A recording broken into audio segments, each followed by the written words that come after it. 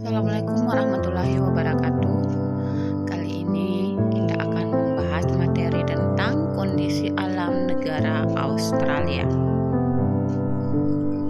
Tujuan pembelajaran kita hari ini adalah menjelaskan letak astronomis negara Australia, menyebutkan batas-batas negara Australia, menjelaskan keadaan iklim negara Australia, menjelaskan bentuk muka bumi negara Australia, menjelaskan keadaan flora dan fauna negara Australia, dan yang terakhir menjelaskan keadaan penduduk negara Australia. Letak astronomis negara Australia. Australia berada di 113 derajat bujur timur sampai dengan 155 derajat bujur timur dan 10 derajat lintang selatan sampai dengan 43 derajat lintang selatan. Batas-batas wilayah Australia. Di sebelah utaranya ada Laut Timur, Laut Arafura, Selat Torres. Di sebelah selatan dan baratnya ada Samudra Hindia.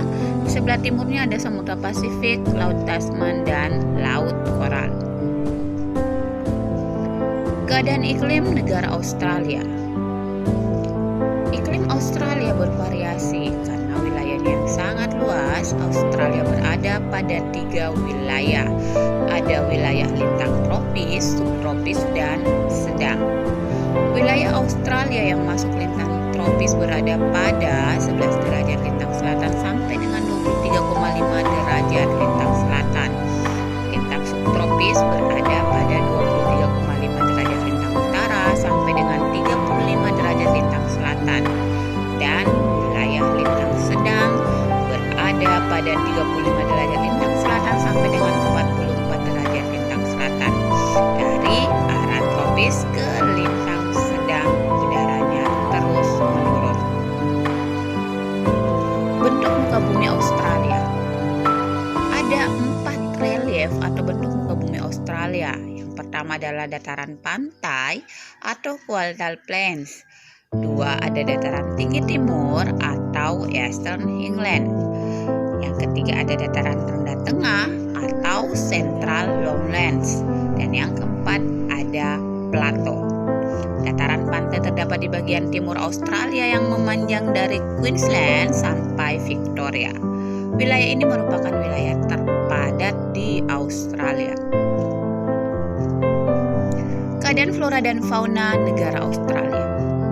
Australia memiliki lebih dari 378 spesies mamalia, 828 spesies burung, 300 spesies kadal, 140 spesies ular, dan 2 spesies buaya.